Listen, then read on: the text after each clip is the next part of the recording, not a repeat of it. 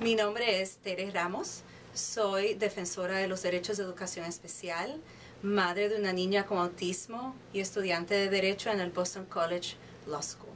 El Disability Law Center es una organización privada sin fines de lucro que trabaja en defender los derechos de las personas incapacitadas en el estado de Massachusetts. Como parte de su trabajo, el Disability Law Center ha creado un manual de transición. Este manual, que está disponible en la Internet, ofrece a padres y estudiantes información sobre sus derechos durante la época de transición escolar.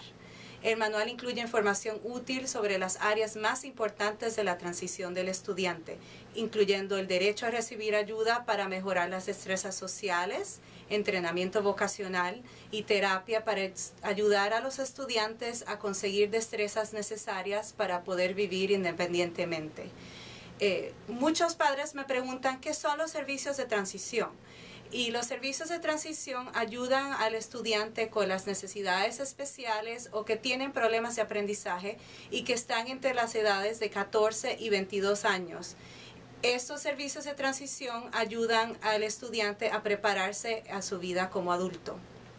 Los servicios deben incluir la visión del estudiante en su preparación postsecundaria o vocacional, incluyendo el conseguir empleo. El programa también debe ayudar al estudiante a mejorar su independencia en la sociedad, en sus habilidades de defender sus derechos humanos como adulto.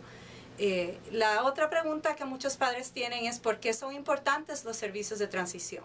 Los servicios de transición son muy importantes para el estudiante, ya que esta es una etapa crucial en el desarrollo del niño o del joven adulto que tiene necesidades especiales, ya que ayuda al individuo a prepararse a vivir como adulto.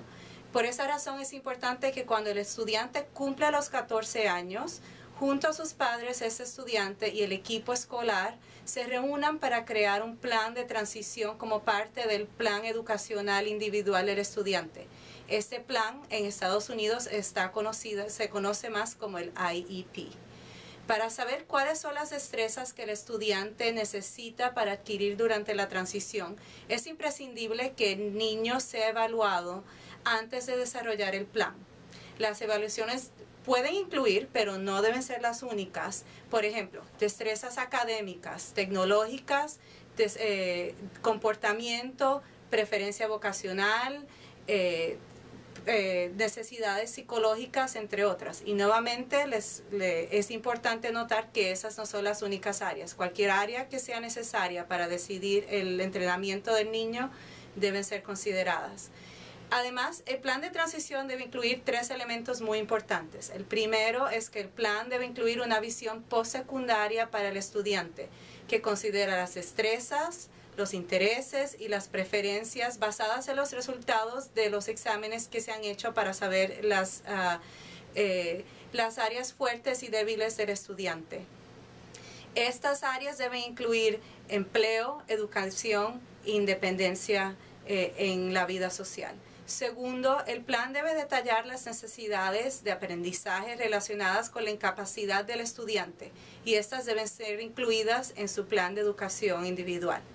Por último, el plan debe detallar cómo el estudiante desarrollará destrezas académicas y habilidades que lo preparan para funcionar como adulto de manera independiente. Es importante que el plan determine quién apoyará al estudiante en cada una de las arenas que están explicadas en el IEP. Todas estas metas desarrolladas como parte de la transición deben ser incluidas en el IEP. Si no están incluidas en el IEP, no hay garantía de la ley que van a ser cumplidas por el sistema escolar. Finalmente, por favor recuerde que si usted no habla inglés con fluidez, la ley le garantiza acceso al proceso de transición, exigiendo que el sistema escolar provea intérpretes para las reuniones y traducción de todos los documentos del inglés al español. Usted solo tiene que hacer el pedido a la escuela. Puede pedirlo por vía oral o por vía escrita. Si tiene preguntas sobre el proceso de transición, si necesita ayuda legal o si desea tener más información adicional, por favor llame a la oficina del Boston Disability Law Center al 1-800-872 9992. Tenemos personal que lo pueden tomar su llamada y hablan español. Desgraciadamente no podemos tomar todos los casos, pero con gusto, si no los podemos ayudar en el Disability Law Center, haremos referencia a otra organización que le puedan hacer su ayuda.